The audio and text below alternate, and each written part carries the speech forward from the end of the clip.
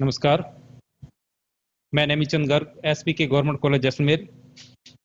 राजस्थान सरकार के कार्यक्रम ज्ञान सुधा के अंतर्गत आज जो टॉपिक है वो है राजस्थान की प्रमुख सिंचाई परियोजनाएं। बेसिकली यह जो प्रयास है ज्ञान सुधा कार्यक्रम का, ऐसे छात्रों के लिए सबसे उपयुक्त और गरिमामय प्रयास है जो छात्र प्रतियोगी परीक्षाओं के लिए अपना अपना भाग्य आजमा रहे हैं या अपना अपना समय दे रहे हैं।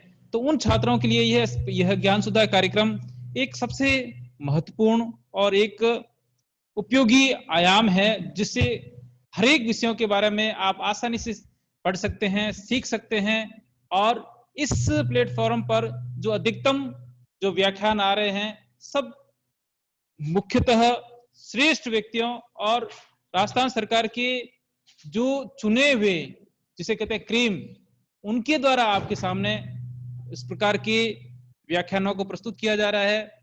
सभी व्याख्यान जो है वो टू द पॉइंट और आपके उद्देश्य के अनुसार बनाए गए हैं।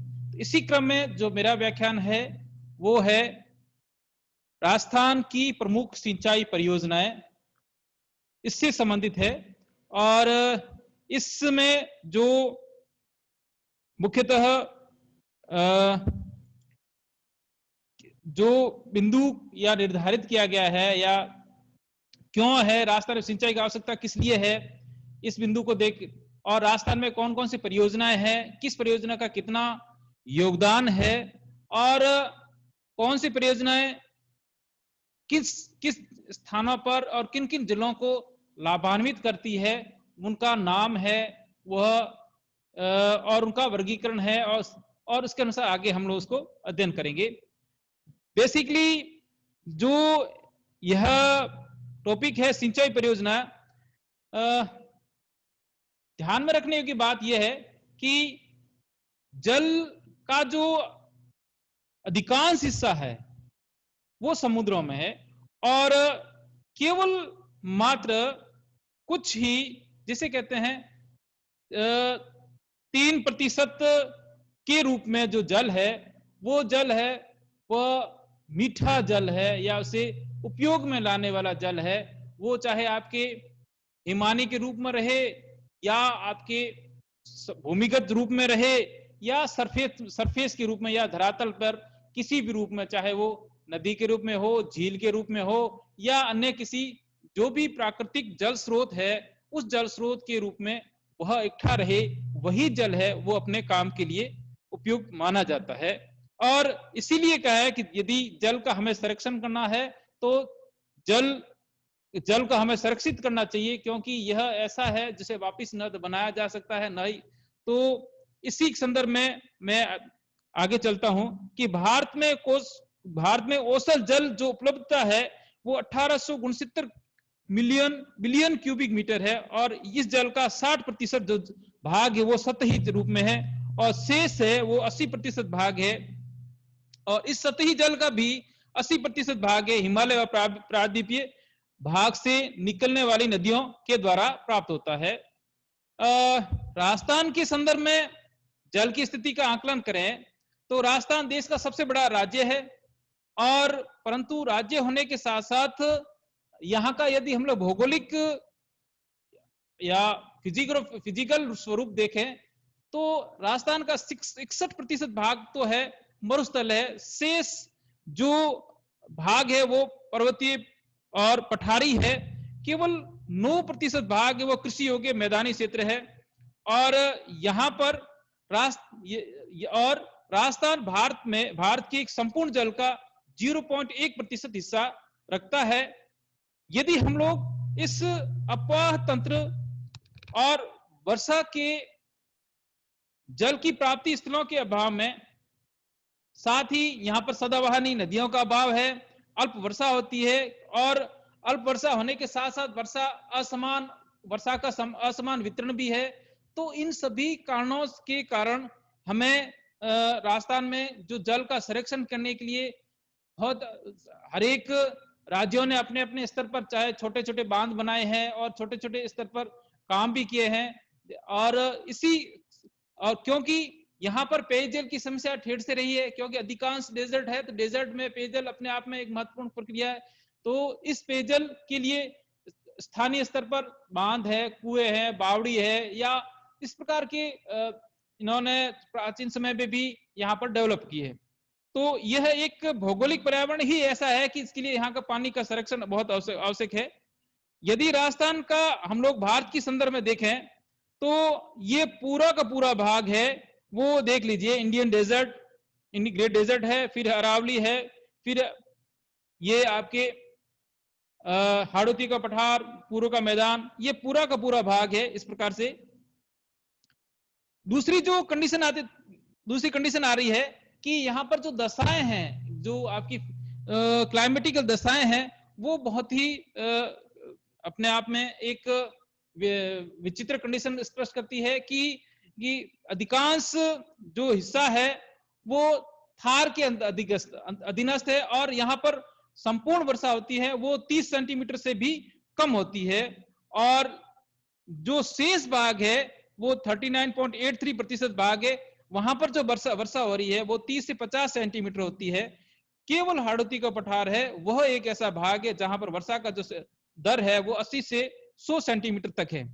इसी प्रकार समुद्र से अधिक दूरी अरावली की मानसून के समानांतर स्थिति, कम ऊंचाई, 15 जून से 15 जुलाई तक का अल्प वर्षा काल, वर्षा में अनिश्चितता, अकाल और सूखे की दशाएं, और अधिकांशतः बने रहना विषम वायुदाब क्षेत्र के कारण, ये सब अल्प जल प्राप्ति के कारक है। इस वायुदाब दशा क्षेत्र के कारण इसके साथ साथ जो तापांतर है वो तापांतर भी यहाँ पर अधिक पाया जाता है। गर्मियों में लू चलती रहती है, और शीतकाल में शीतलहर, और पवन बंगाल की खाड़ी से आने वाली जो मानसूनी शाखा है वहां पर जिसका जो अधिकांश भाग हो जाता है वो वहीं पर समाप्त हो जाता है। राजस्थान में आते आते केवल 10 से 12% भाग ही उसमें उपलब्ध जल रहता है। साथ ही इसके अलावा हमें जो यहाँ पर जो कंडीशंस है वो अकाल रहता है, अल्प वर्षा के कारण भूजल भी निम्न स्तर पर पाया जाता है। तो ये सभी ऐसे कारक है जो राजस्थान में सिंचाई या जल को संरक्षित करने के लिए महत्वपूर्ण योगदान प्रदान करते हैं या महत्वपूर्ण कारक रहते हैं।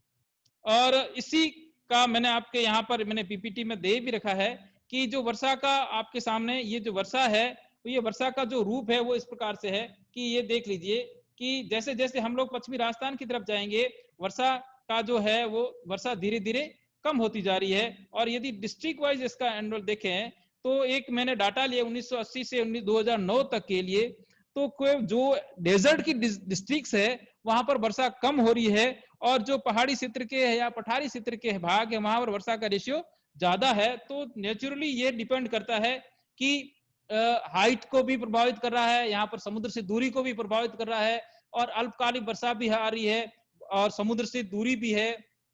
साथ ही जो अरावली की समांतर दशाएं भी है। ये सब ऐसे कारक है जो जलवायु कारक है जो वर्षा की स्थिति को यहाँ पर अल्प वर्षा को या अकाल या सूखे की स्थिति को बनाए रखते हैं। अब यदि सूखे की स्थिति को बनाए इस प्रकार कंडीशन बने रहे तो पेयजल और कृषि के लिए जल की आवश्यकता रहती है। तो इस प्रकार की से क्या किया जाए कि उसको जो अपनी फसलें हैं उनको भी पर्याप्त मात्रा में जल मिले, और साथ ही वर्षा साथ ही पेयजल के लिए उपयुक्त जल मिल सके। तो इसी संदर्भ में राजस्थान में जो सिंचाई परियोजनाओं को राष्ट्रीय सिंचाई परियोजनाओं का आरंभ होता है। इसके साथ साथ मैंने एक और टॉपिक भी इसमें लिया है कि मिट्टी की स्थिति भी ऐसी है कि यहाँ पर जल जो है वो जल कम समय में, क्योंकि अधिकांश मिट्टी बलुई मिट्टी है और बलुई मिट्टी के साथ क्योंकि इसके कण बड़े होते हैं और पानी को अवशोषित करने की क्षमता इसमें कम होती है और पानी अल्प समय में उसके बाद ही अल्प समय में ही यहाँ अवशोषित हो पाता है और साथ ही अधिकांश हिस्सा है कर्क रेखा के समीप होने के कारण यहाँ पर वाष्पोत्सर्जन की दर भी अधिक रहती है। तो मिट्टी में नमी की मात्रा की कमी के कारण फसलों में अतिरिक्त जल की यहाँ पर आवश्यकता रहती है और इसी आवश्यकता का मैंने आप यहाँ देख लीजिए कि ये जो पूरा का पूरा डेजर्ट है, ये पूरा भाग है, इसमें पश्चिमी राजस्थान का जो डेजर्ट है ये पूरी की पूरी बलुई मिट्टी है और केवल यदि एलिवेल्स जैसे सोइल कहते हैं वो केवल आपके इस क्षेत्र में ही जो गंगानगर हनुमानगढ़ का है या भरतपुर अलवर भरतपुर का क्षेत्र है। तो ये एक ही ऐसी क्षेत्र है जहां पर जो मिट्टी है वो उपजाऊ मिट्टी है, परंतु जल की यदि पर्याप्त मात्रा नहीं होगी तो वहां पर भी यह मिट्टी भी वहां पर काम नहीं आएगी। अब सिंचाई कहेंगे किसे? सिंचाई से तात्पर्य जल वर्षा के अतिरिक्त फसलों को कृत्रिम रूप से जल प्रदान करने की जो तकनीक है वो सिंचाई कहलाएगी। और राजस्थान में अधिकांश जो सिंचाई होती है वो रबी फसलों के लिए होती है और उन भागों के लिए उपयुक्त जहां पर ढाल साथ ही यह जो सिंचाई पद्धति है उन भागों के लिए उपयुक्त रहती है जहां पर वर्षा का जल अधिक ढाल हो और ढाल के कारण व्यर्थ जल को उपयोग में ला सके और मिट्टी की मात्रा का मिट्टी में इसमें उपयोग में कर सके। इस संदर्भ में इन सिंचाई परियोजनाओं को उनके सिंचित क्षेत्र के अनुसार वृहद सिंचाई परियोजना जिसमें 1000 हेक्टेयर से अधिक क्षेत्र माना जाता है और मध्यम सिंचाई योजना जिसमें 2000 से 1000 हेक्टेयर का क्षेत्र माना जाता है और लघु सिंचाई योजना जिसमें 2000 हेक्टेयर से कम क्षेत्र को सम्मिलित किया जाता है। तो मैंने ये आपके सामने रखी है कि सिंचाई का जो स्थिति है वो इस प्रकार से है कि हमें अतिरिक्त जल देना पड़े। क्यों अतिरिक्त जल देना पड़ता है? क्योंकि राजस्थान में जो वर्षा काल में जो जल होता है वो व्यर्थ में चला जाता है और उस जल का भी उपयोग कर सके, साथ में नमी की मात्रा को भी गर्मी या नमी की मात्रा को भी बनाए रखने के लिए जो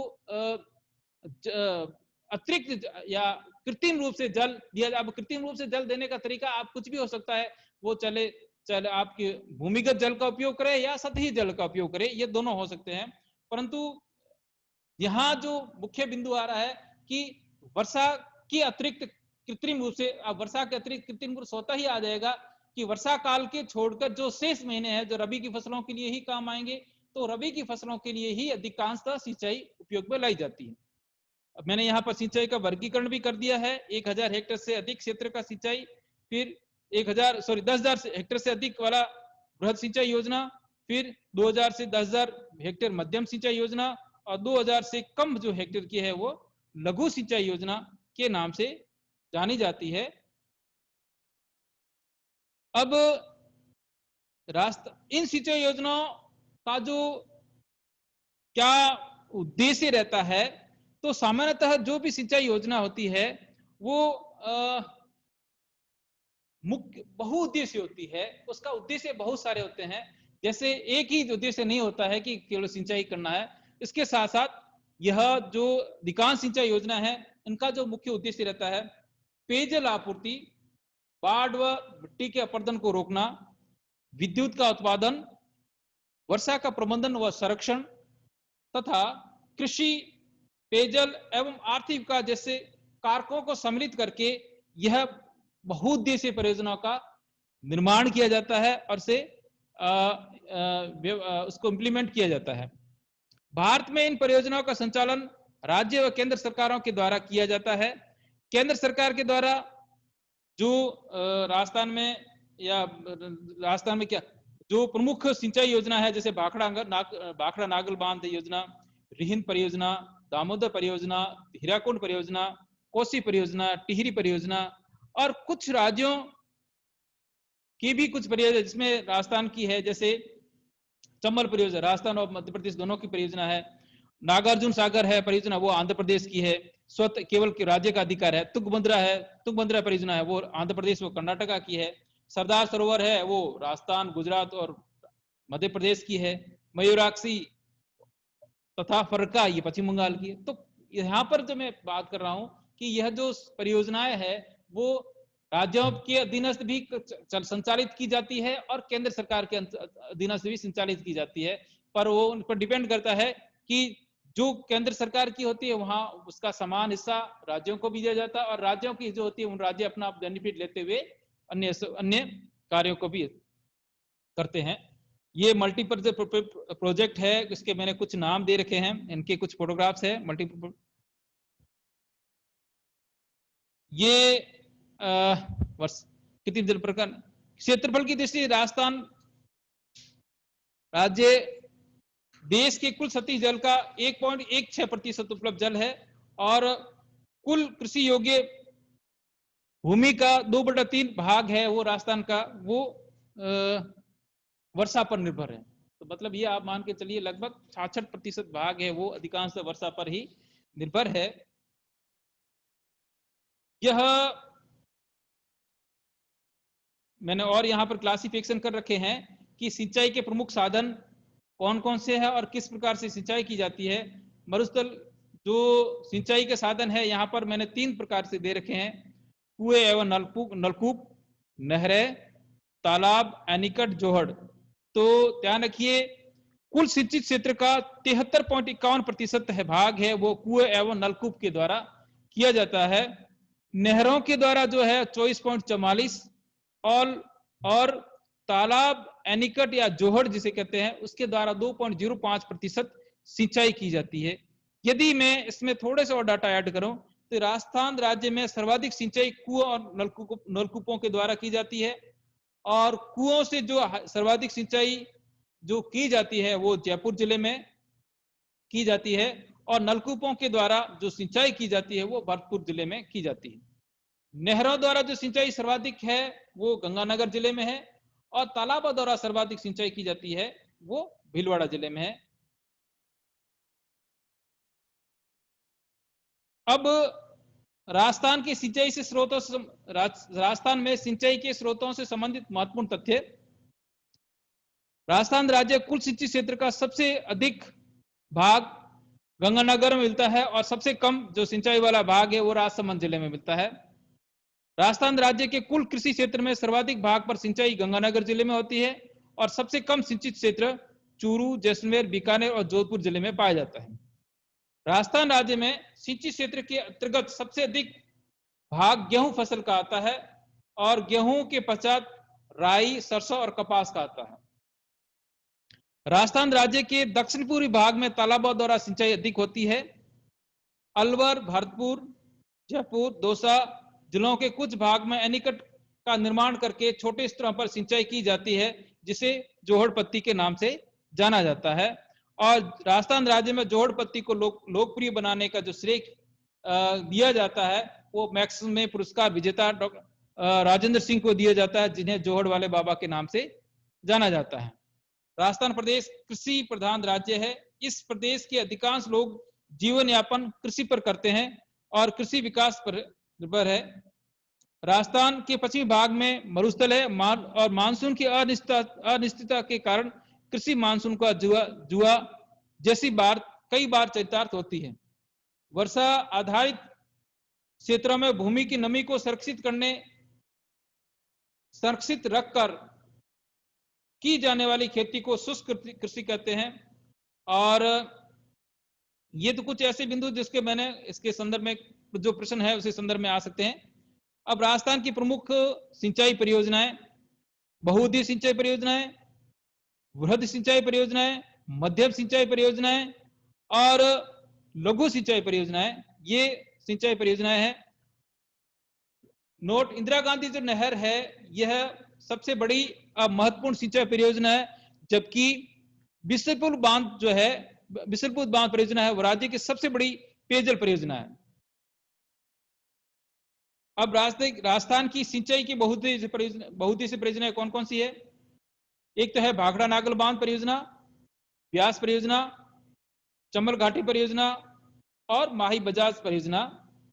नोट, इसमें सिंचाई, पेयजल और विद्युत की आपूर्ति की जाती है और पंडित नेहरू ने इन बहुउद्देशीय सिंचाई परियोजनाओं को आधुनिक भारत का मंदिर कहा था।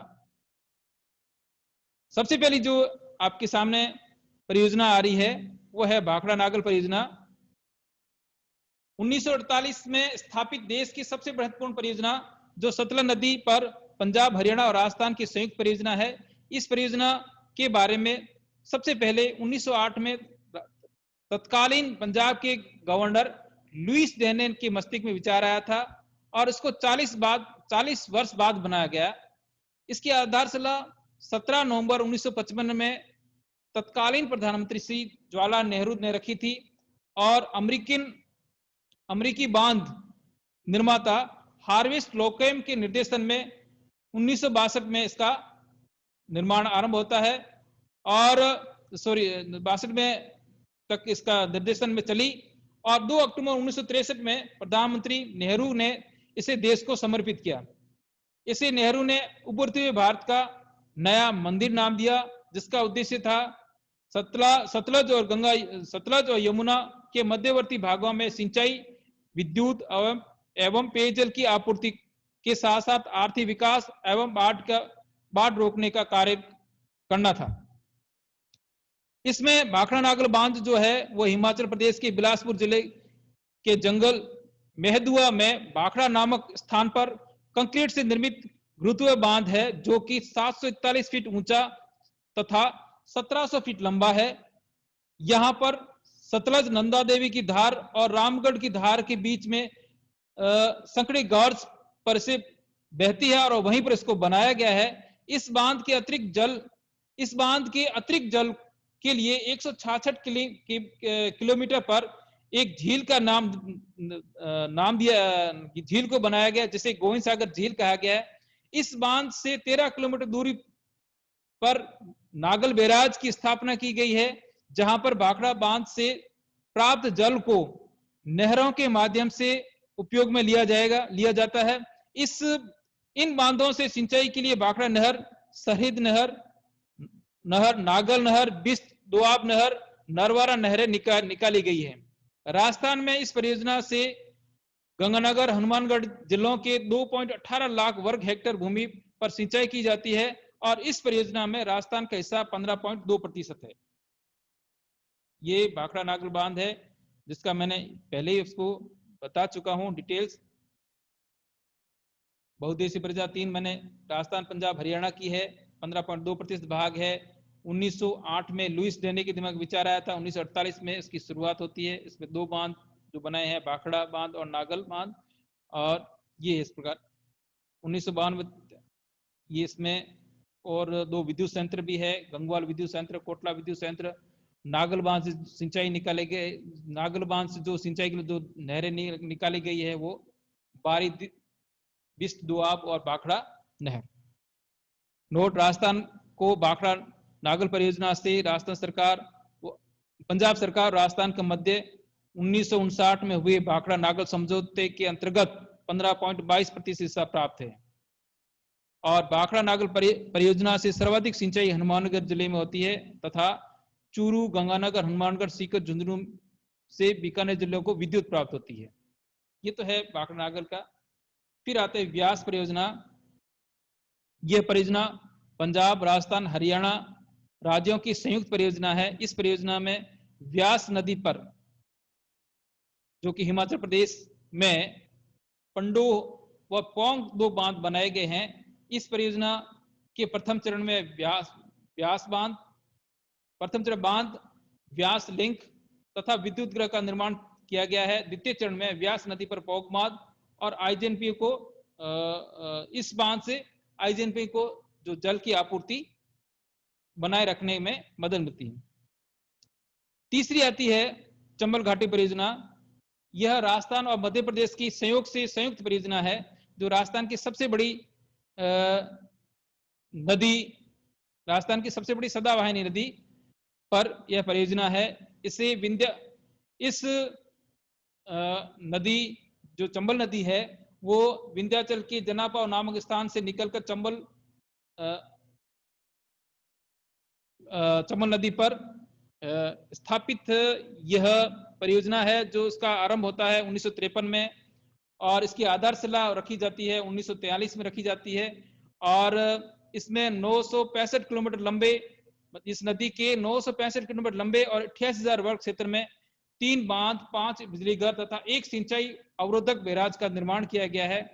यह नदी भारत में दक्षिण से उत्तर दिशा की ओर प्रवाहित होने वाली एकमात्र नदी है, जो कि 1965 किलोमीटर मध्य प्रदेश, राजस्थान और उत्तर प्रदेश बहने के पश्चात इटावा के समीप यमुना में जाके मिल जाती है। इस नदी में बाढ़ तथा मिट्टी संरक्षण, पेयजल, कृषिगत विकास और सिंचाई, विद्युत विकास, मछली पालन के लिए इस परियोजना को आरंभ किया गया था। और इस परियोजना के प्रथम चरण में मध्य प्रदेश के मंदसौर जिले में गांधी सागर बांध का निर्माण किया जाता है और साथ ही इस समय कोटा में कोटा बैराज का तथा नहरों के लिए नहर प्रणाली का निर्माण इस प्रथम चरण में किया जाता है। द्वितीय चरण में राजस्थान के चित्तौड़गढ़ में रावतभाटा नामक स्थान पर राणा प्रताप सागर बांध और तृतीय चरण में जो कोटा में बूंदी शहर की सीमा पर जवाहर सागर पिकअप बांध का निर्माण तथा विद्युत ग्रहों का निर्माण इस तृतीय चरण में किया जाता है। ये आपके चंबल नहर है और चंबल नहर का जो ये यमुना की तरफ है और इधर पहला जो गांधी सागर बांध है, उसके बाद क्रमशः राणा प्रताप सागर, फिर जवाहर सागर, उसके बाद कोटा बैराज का नाम आता है। और ये इससे जो ध्यान रखिए, बैराज का जो पर्पज यही है कि नहरी कृषि क्षेत्र के विकास के लिए बैराज का पिकअप निर्माण किया जाता है। ये मैंने यहाँ पर फिर वापस शॉर्ट में थोड़ी दे रखी है। मिस्री परियोजना है और हिस्सा जो है वो 50-50% है। 3 चरण में पूरा होता है। पहले चरण में जो गांधी सागर और कोटा बैराज होता है और यह चंबल नदी पर सबसे पहला बांध है, तो सबसे बड़ा बांध है, निर्माण 1960 पूरा हो जाता है। और ये जो यदि बांध की लोकेशन देखा जाए तो भानपुरा तहसील में है, मंदसौर जिले की भानपुरा तहसील में, और हाइट इसकी 1514 मीटर लंबा और 63.7 मीटर ऊंचा है। 10 फाटक है। 23 मेगावाट की 5 इकाइयां यहाँ पर क्रियाशील है और लगभग 4.5 लाख हेक्टेयर से इस बांध से सिंचाई होती है। फिर कोटा बैराज में भी यही है। कोटा नगर से लगभग 16 किलोमीटर दूर एक अवरोधक बांध पिकअप, इसमें यहाँ पर जो बांध बनाने का पर्पज यही था कि राजस्थान और मध्य प्रदेश जो नहर सिंचाई प्रणाली विकसित की गई, उनको जल प्रदान करना है। इस बांध से दाई नहर निकाली जाती है जो कि 373 किलोमीटर लंबी है, जिसमें से 129 किलोमीटर राजस्थान में सिंचाई होती है, शेष मध्य प्रदेश में सिंचाई होती है। जबकि बाई नहर है वो 303.2 किलोमीटर लंबी है, जिससे केवल राजस्थान को ही जल मिलता है। तो दाई और बाई नहरों का यदि आपसे प्रश्न पूछा जाए तो दाई नहर से तो राजस्थान और मध्य प्रदेश दोनों को भाग मिलता है, जल मिलता है, परंतु जो आपके बाई नहर है उससे 3.2 किलोमीटर की जो लंबाई है उससे केवल राजस्थान को ही हिस्सा मिलता है। द्वितीय चरण है वो आपका, मैंने इसमें लिखा थी 1960-70 है। जो राणा प्रताप सागर बांध की जो कंडीशन है वो इस प्रकार से कि राणा प्रताप सागर बांध है वो गांधी सागर बांध से 48 किलोमीटर दूर ही स्थित है और राजभाटा मतलब मध्य प्रदेश और आपके मध्य प्रदेश और राजस्थान की सीमा पर स्थित है। और स्थान यदि पूछा जाए, रावतभाटा है वो चित्तौड़गढ़ जिले में है और यह बना 1970 में। और इसकी लंबाई जो है, लंबाई की दृष्टि से ये 1100 मीटर मतलब 1 किलोमीटर और 100 मीटर मीटर लंबा बांध है और 42 मीटर ऊंचा है, और इससे 1.4 लाख हेक्टेयर को सिंचाई होती है और इसमें 43 मेगावाट की 4 इकाइयां, 4 यूनिट यहाँ पर कर रही विद्युत की उत्पादन कर रही है। फिर आता है जवाहर सागर बांध। जवाहर सागर बांध राणा प्रताप सागर से 33 किलोमीटर ही आगे है और यह कोटा जिले के बोरावास नामक स्थान के समीप परंतु बूंदी जिले की सीमा में स्थित पिकअप बांध है, जिसका उपयोग दोनों बांधों से छोड़े गए अतिरिक्त जल को संरक्षित करना है। और यहाँ पर जो चंबल की जो चौड़ाई है यहाँ पर कम हो जाती है और इस बांध की जो लंबाई है 548 किलोमीटर है और 45 मीटर ऊंचा है, और इसमें जो 33 मेगावाट की 3 इकाइयां विद्युत उत्पादित कर रही है। फिर आती है आपके राजस्थान नहर या इंदिरा गांधी नहर परियोजना। राजस्थान में मरुस्थल में पेयजल आपूर्ति तथा व्यर्थ भूमि के उपयोग एवं अंतर्राष्ट्रीय सीमा पर आबादी स्थापित करने के उद्देश्य से सतलज और रावी के संगम पर स्थित हरिके बैराज से इस नहर को निकाला गया है। ध्यान रखिए, इसके 3-4 मेन जो बिंदु थे। फर्स्ट था पेयजल, थर्ड था, सेकंड था विद्युत व्यर्थ जो भूमि है उस भूमि का उपयोग करना है, और तीसरा जो था कि जो बाउंड्री है, इंटरनेशनल बाउंड्री है, उस इंटरनेशनल बाउंड्री पर ह्यूमन सेटलमेंट या मानव का अधिवास डेवलप करने के उद्देश्य से इसको बनाया गया था। और स्थान कहां से, किस बैराज से निकाला गया है? हरिके बैराज। मतलब बैराज का पर्पज यही होता है कि इसको जो भी नहरें हैं उनसे उनको डेवलप किया, उससे नहरों से उनको नहरों के लिए जल का उपलब्ध कराना है। ये भारत ही नहीं अपितु एशिया की सबसे बड़ी मानव निर्मित नहर है, और इसकी कुल लंबाई है 649 किलोमीटर है, जिसमें 169 किलोमीटर पंजाब में है और 14 किलोमीटर हरियाणा और शेष राजस्थान में है। यह नहर राजस्थान के 9 जिलों में 9 जिले 29 कस्बे और 3,461 गांवों को पेयजल आपूर्ति करती है। इस नहर को 2 चरणों में पूर्ण किया गया है। प्रथम राजस्थान फीडर, दूसरी है आपके मुख्य नहर। राजस्थान फीडर है जो आरंभिक स्थल से मसीतावाली तक तथा मुख्य नहर मसीतावाली से मोहनगढ़ के अंतिम बिंदु तक यह स्थित है। क्रमशः जो इनका जो लंबाई है, जो राजस्थान फीडर की लंबाई है वो 204 किलोमीटर है, तथा मुख्य जो नहर है उसकी 445 किलोमीटर लंबी है। इस नहर के द्वारा थार के मरुस्थल को सिंचित करने तथा और उसके वहां के विकास करने के उद्देश्य विभिन्न प्रकार की शाखाएं एवं लिफ्ट नहरें निकाली गई है। और इस साथ ही अंतर्राष्ट्रीय सीमा की ओर इस या अर्थात पश्चिमी सीमा पर 9 शाखाएं ढाल के अनुरूप है, और जब पूर्वी सीमा पर अधिक ऊंचाई के कारण जल को ऊपर उठाकर लिफ्ट करके छोटी नहरों में डाला जाता है, जिसे लिफ्ट नहर के नाम से जाना जाता है। इन लिफ्ट नहरों के माध्यम से विभिन्न कस्बों और शहरों को पेयजल उपलब्ध कराया जाता है। लिफ्ट नहरें की कुल संख्या 7 है। इस नहर के माध्यम से 17.41 करोड़ हेक्टेयर भूमि को सिंचित किया जाता है। ये जो मैप है वो आप देख लीजिए। इस मैप का आप लोग, ये हरिके बैराज से इसको निकाली गई है, और इसमें आप देख लीजिए कि यह हरिके बैराज है, यहां से इसको निकाला गया है। और इसमें ध्यान रखिए सतलज रिवर, और ये पंजाब में है, गंग कैनाल, सरहिंद फीडर और इंदिरा गांधी, ये तीनों से इसको। और ये राजस्थान में जो आपकी ब्लू कलर की है लाइन है वो इसी का डेवलपमेंट इसी को फॉलो कर रही है। और देख लीजिए ये आपके जहां जहां इस नहर के द्वारा विकास किया गया है या तो उसमें ये सूरतगढ़ सिस्टम है, अनूपगढ़ शाखा है, पुगुल शाखा है, देवतौर शाखा है, बसलपुर शाखा है, चारने वाला शाखा है, शहीद बीरबल शाखा है, ये आपके सागरमल शाखा, ये क्रमशः शाखाएं निकाली गई है जो कि इस पश्चिमी सीमा की ओर है। और यहाँ पर ढाल के अनुरूप इसी प्रकार से पानी यहाँ पर चला जाता है, जबकि आपके पूर्व दिशा के जो आपके इस दिशा से, तो यह आपके नहर का स्वरूप है। ये नहर की कुछ और डिजाइन है, इसके फोटोग्राफ्स है। उपनाम राजस्थान की, इसका कुछ और भी नाम कह सकते हैं, इसे राजस्थान की जीवन रेखा भी कह सकते हैं, राजस्थान की मरुगंगा भी कहते हैं, और प्राचीन नाम से राजस्थान नहर दिया गया है। शिलान्यास जो इसका किया गया था उस वक्त तत्कालीन गृह मंत्री गोयल वल्लभ पंत जी ने किया था। 31 मार्च 1958 में किया गया था। वर्तमान जो नाम है वो 2 नवंबर 1984 को श्रीमती इंदिरा गांधी, प्रधानमंत्री इंदिरा गांधी के नाम पर इंदिरा गांधी नहर परियोजना रखा गया है। इस नहर को बनाने के पीछे जो प्रेरणा मिलती है वो गंग नहर से मिलती है, गंग नहर से ही मिलती है। इस नहर को पूर्ण होने पर विश्व की सबसे बड़ी परियोजना होगी, तथा इसका जो डिजाइनर थे वो कंवर सेन थे, जिन्होंने 1948 से भारत सरकार के समक्ष एक प्रतिवेदन प्रस्तुत कर जो इस नहर की, या जिसे कहते हैं इंदिरा गांधी नहर का जनक भी माना जाता है, और इसका जो बोर्ड का जो मुख्यालय है, आईजीएनपी का बोर्ड मुख्यालय, वो जयपुर में है।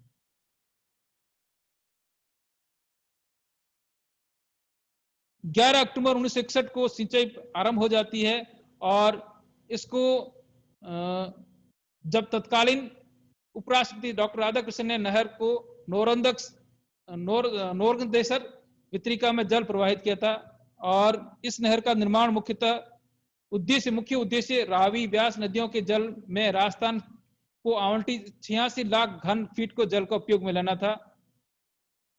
निर्माण मैंने पहले बता दिया है, हरिके बैराज का निर्माण, और राजस्थान में प्रवेश करती है हनुमानगढ़ जिले के टीबी तहसील के खर्रा गांव में, और हरिके बैराज से गडरा रोड तक नहर बनाने का लक्ष्य रखा गया था, जिसमें जो जिले आते हैं गंगानगर, बीकानेर, जैसलमेर और बाड़मेर के जिलों की इसकी आपूर्ति होती है।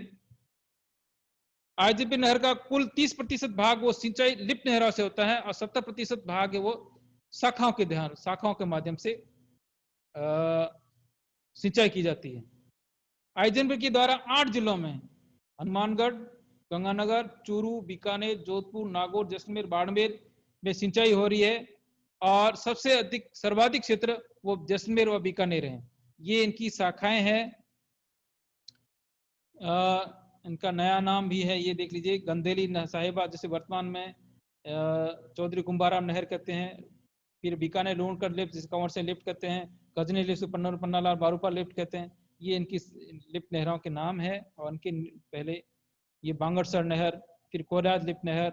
इनका कभी कभार जो नाम पूछे जाते हैं कि बांगरसर लिफ्ट नहर को किस नाम से जाता है, तो इसका नाम है भेरुदमम चालानी वीर तेजाजी लिफ्ट नहर के नाम से भी जाना जाता है। और फिर कोलायत नहर, जिसे डॉक्टर करणी सिंह लिफ्ट नहर का नाम, फिलौदी नहर को गुरु जम्बेश्वर जल उत्थान योजना के नाम से जाना जाता है, और पोखरण लिफ्ट नहर को आपके जयनारायण व्यास लिफ्ट नहर के नाम से जाना। तो इसके पीछे इनके जो भी जिले हैं, जैसे पोखरण लिफ्ट नहर है, इससे कौन कौन जिले लाभान्वित हो रहे हैं, जैसलमेर और जोधपुर। तो आप जो प्रश्न इससे पूछे जाते हैं कि आईजीएनपी कि किन किन जिलों से कितनी शाखाएं, कौन सी शाखा कहां पर है, किन किन जिलों को इससे बेनिफिट मिलता है, और इसको जल कब प्रवाहित हुआ था, कौन कौन से जिलों से यह, और इसके प्रमुख उद्देश्य क्या रहे, वर्तमान संदर्भ में इसकी क्या उपादेयता है, और साथ ही इससे जो प्रश्न पूछे जाते हैं कि पर्यावरण से इसका क्या संबंध है, पर्यावरण क्या के लिए यह उपयोगी है, अनुपयोगी है। तो इस प्रकार के प्रश्न यह पूछे जा सकते हैं। तो ये एक प्रकार की, तो ये मैंने 9 शाखाओं के नाम भी लिख रखे हैं। रावतसर जो शाखा है वो आईजीएनपी की प्रथम शाखा है, जो नहर के बाईं ओर से निकाले गए हैं। फिर सूरतगढ़ श्रीगंगानगर में, अनूपगढ़ बीकानेर में, पुगल बीकानेर, चारणवाला शाखा, दातोर शाखा, बिसलपुर थोड़ा गलत लिख दिया है, बरसलपुर गलत शाखा लिख दिया, गलत लिख दिया, शहीद बीरबल शाखा, सागर मरगोपा। इसी प्रकार 4 उप शाखाएं, लीलवा, डिग्गा, बरकतुल्ला और सागर मरगोपा, सॉरी बाबा रामदेव शाखा, ये इस प्रकार से है।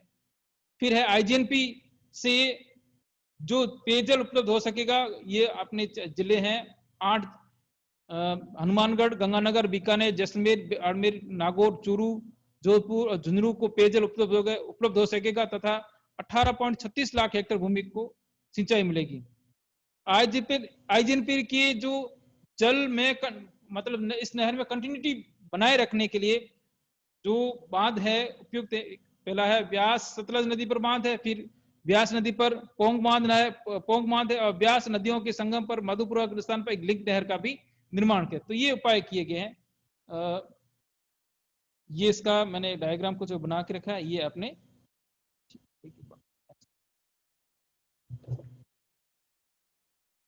पहुंच कर। अगली जो परियोजना है वो है माही बजाज सागर परियोजना। यह राजस्थान और गुजरात की परियोजना है, और इसका जो आरंभ होता है वो माही नदी पर 1971 में ऐसे आरंभ की गई, और डूंगरपुर और बांसवाड़ा के आदिवासी क्षेत्रों के विकास के लिए इस परियोजना का आरंभ होता है। और इस पर जो बांध बनाया जाता है, राजस्थान के बांसवाड़ा में बोरखड़ा नामक स्थान पर माही बजाज सागर पक्का बांध बनाया जाता है, तथा गुजरात में गुजरात सरकार की लागत से कड़ेनार बांध बनाया गया है। नहर प्रणाली को विकसित करने के लिए यहाँ पर कागदी पिकअप बांध बनाया गया है, और साथ ही विद्युत तंत्रों के विकास के लिए 2 विद्युत ग्रहों का निर्माण किया गया। ये आपका जो माही डैम है उसका ये स्वरूप है। फिर इसके बाद बिसलपुर परियोजना 88 और 90 में आरंभ की गई बहुउद्देशीय जल परियोजना। बहुउद्देशीय यहाँ पर ध्यान रखिए, 2 उद्देश्य सिंचाई पेयजल। यह टोंक जिले के टोडरायसी कस्बे के पास बिसलपुर स्थान पर बनास नदी पर है। 574 मीटर लंबा बांध और 39.5 मीटर ऊंचा बांध बना गया है, जिसके बाएं और दाएं किनारे पर 2 नहरें निकाली गई हैं, जिससे जयपुर अजमेर के केकड़ी, सरवाड़, ब्यावर और रास्ते में आने वाले गांवों को पेयजल की आपूर्ति होती है तथा टोंक जिले के गांवों 256 गांवों को सिंचाई के जल उपलब्ध कराया जाता है। तो ध्यान रखिए, जो बिसलपुर परियोजना है टोंक जिले के लिए सिंचाई के उपयुक्त के लिए, साथ में अजमेर और जयपुर के लिए यह जल पेयजल के लिए उपलब्ध कराई गई है। फिर ये मैंने इसका एक डिजाइन दे रखा है, वृहद सिंचाई योजना है, गंगनगर वगैरह, गंगनगर, गुड़गांव नहर, भिखाबाई नहर, ये कुछ योजनाओं के बाद डिटेल है। फिर आती है भरतपुर नहर परियोजना। इसे पश्चिमी यमुना की आगरा नहर से निकाला गया है। निर्माणकर्ता भरतपुर के नरेश थे। 1906 में इस नहर का निर्माण कराया गया था और 1963-64 में यह बनकर तैयार हुई। भरतपुर नहर की कुल लंबाई 28 किलोमीटर है, जिसमें 16 किलोमीटर उत्तर प्रदेश में और 12 किलोमीटर है वो राजस्थान में है, और इस नहर से केवल भरतपुर को ही जल की आपूर्ति होती है। फिर आती है गुड़गांव नहर परियोजना। यह राजस्थान हरियाणा की साझा परियोजना है। उद्गम यमुना नदी के उत्तर में उत्तर प्रदेश के ओखला नामक स्थान से निकाली गई है और राजस्थान में यह भरतपुर जिले की कामा तहसील के जुरोर गांव में प्रवेश करती है। कुल लंबाई 58 किलोमीटर है। इस नहर का मुख्य उद्देश्य मानसून काल में यमुना नदी के अतिरिक्त जल का उपयोग करना है और इस नहर का जो निर्माण होता है 1966 में आरंभ होता है, 1985 में पूर्ण होती है। यह नहर जो है भरतपुर के डीग व कामा तहसील को जल आपूर्ति करती है।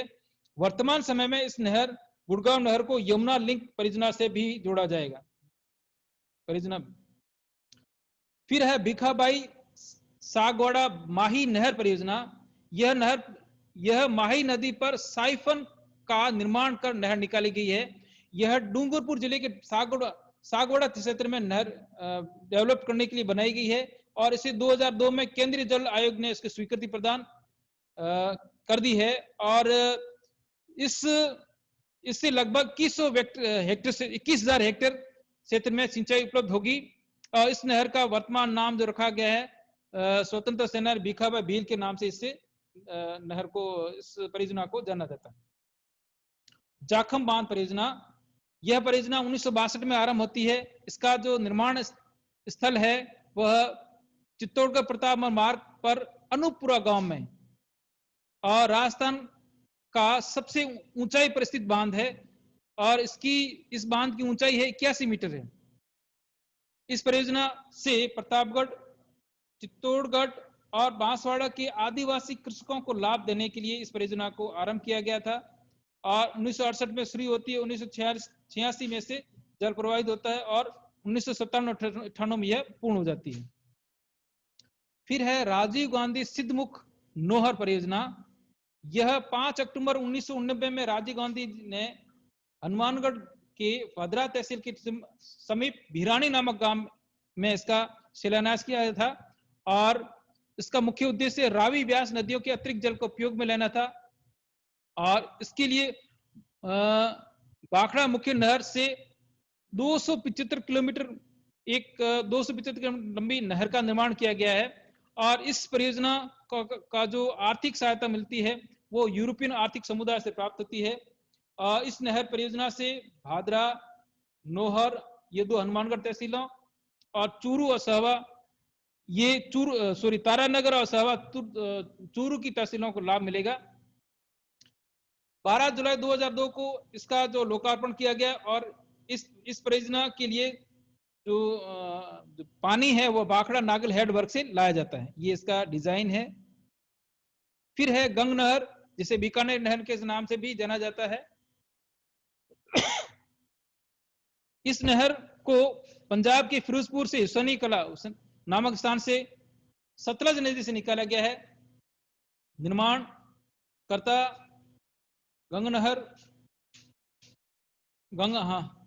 निर्माण करता है बीकानेर के महाराजा गंगा सिंह जी ने कराया था, और निर्माण 1922 में आरंभ होता है और 1927 में पूर्ण हो जाता है। यह बीकानेर जिले के खख नामक स्थान से, और राजस्थान में प्रवेश होती है बीकानेर जिले में खख नामक स्थान से, और समापन होता है बीकानेर जिले के, ध्यान रखिए ये दोनों अभी वर्तमान समय में अनूपगढ़, और ये दोनों ही गंगना, दोनों मिस्टेक्स है थोड़ी इसमें पीपीटी में, तो इसको आप मत पढ़े दोनों को। कुल लंबाई 292 किलोमीटर है, और इसकी राजस्थान की सबसे प्राचीन परियोजना है। गंग नहर से सर्वाधिक सिंचाई गंगानगर में होती है, और गंग नहर का आधुनिकीकरण का जो कार्य किया जाता है वो 31 मई 2002 से 2008 तक पूरा हो जाता है। और महाराजा गंगा सिंह ने इससे आधुनिक भारत का भागीरथ, महाराजा गंगा सिंह को आधुनिक भारत का भागीरथ के नाम से भी जाना जाता है। ध्यान रखिए इस पीपीटी में एक अभी 2 मैंने पॉइंट लिखे, बीकानेर जिले में खक, ये दोनों स्थान अभी गंगानगर में है, अनूपगढ़ खक दोनों ही गंगानगर जिले में है, तो आपको यहाँ पर गंगानगर बोल लिखना है। फिर है नर्मदा परियोजना, यह गुजरात, मध्य प्रदेश, महाराष्ट्र और राजस्थान राज्यों की संयुक्त परियोजना है। इसका मुख्य उद्देश्य नर्मदा नदी के जल का उपयोग करना है, और इस परियोजना का मुख्य स्रोत है सरदार सरोवर बांध है, जो गुजरात राज्य में नर्मदा नदी पर बनाया गया है। इस परियोजना में राजस्थान के लिए 0.5 MFF मतलब मिलियन एकड़ भूमि फीट इसको निर्धारित किया गया है। इस जल को लेने के लिए राजस्थान के इस जल को लेने के लिए गुजरात के सरदार सरोवर बांध से नर्मदा नहर का निर्माण किया गया है, जिसकी कुल लंबाई 573 किलोमीटर है, जो कि 458 किलोमीटर गुजरात में है और 75 किलोमीटर राजस्थान में इस नहर चलती है, यह नहर बहती है। और राजस्थान में यह प्रवेश करती है जालोर जिले के सिलू गांव में, जालोर के सांचौर तहसील के सिलू गांव में यह राजस्थान में प्रवेश करती है। और फरवरी 2008 में तत्कालीन मुख्यमंत्री वसुंधरा राजे ने इसका जल प्रवाहित किया था। यह एक ऐसी परियोजना है जिससे संपूर्ण सिंचाई केवल फव्वारा पद्धति से करने का प्रावधान है। राजस्थान का जालोर जिला व बाड़मेर की गुड़ा मालनी तहसील इससे बेनिफिट या लाभ लेगी। इससे 3 लिफ्ट नहरें निकाली गई है, सांचौर लिफ्ट नहर,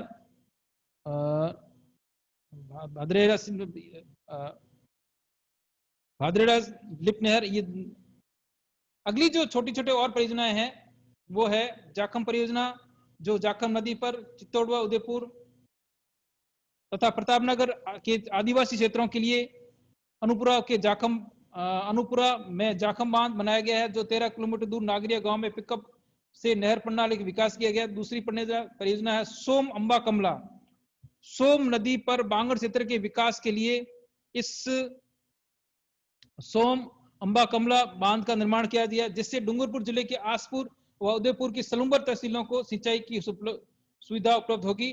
फिर मेजा बांध, भीलवाड़ा के मांडरगढ़ तहसील में मेजा गांव में कोठारी नदी पर सिंचाई के लिए मेजा बांध बनाया गया है। इसका जो पर्पज है मत्स्य पालन व नहर प्रणाली का विकास करना है। जवाई बांध, पश्चिमी राजस्थान में लूणी की सहायक जवाई नदी पर एरिनपुरा में पाली में इस बांध का निर्माण किया गया है, और इससे नहर निकाली गई है जिसे जवाई नहर कहते हैं। 176 किलोमीटर लंबी नहर जो पाली व जालोर जिलों को सिंचाई प्रदान करती है। फिर है पांचना बांध, करौली जिले में गुड़ला के समीप 5 नदियों के संगम पर बरखेड़ा, भद्रावती, माची, बेसावट, अट्टा के संगम पर मिट्टी से निर्मित बांध है, जिससे टोडा भीम, गंगापुर, हिंडोन के गांवों को बेनिफिट किया जाएगा। इसके अलावा 40 लघु परियोजनाएं जो इसमें संचालित है। इसके अलावा राजस्थान में जो जल संरक्षण के अतिरिक्त जल संरक्षण का भी कार्य किया गया है, और इसका मतलब जल संरक्षण चाहता है मानसून काल के अतिरिक्त जल को तालाबों, बांधों और झीलों से उसको उपयोग में लाना है। और ये इस प्रकार से मैंने जल संरक्षण के प्रति उदासीनता है। जल स्वावलंबन, जल संरक्षण तथा जल प्रबंधन दोनों ही जल स्वावलंबन के पर्याय है। इससे सामान्य दोनों को उपयोग लाकर स्थानीय स्तर पर स्वावलंबी बनना है। जल के स्रोतों को स्थानीय स्तर पर व्यवस्थित विकास करके लंबे समय तक स्थानीय स्तर पर जल उपयोग में लाया जा सके, अर्थात जल के क्षेत्र में स्थानीय स्तर पर आत्मनिर्भर होना ही जल स्वावलंबन है। राजस्थान में जल स्वावलंबन की परंपरागत तरीके जैसे नाडी, तालाब, कुएं, जोहड़, बावड़ी, इनको संरक्षित किया जाए और वर्तमान और साथ ही इनको डेवलप किया जाए, ये इसकी मुख्य रूप है। यहाँ पर मेरा पीपीटी है वो समाप्त हो जाती है।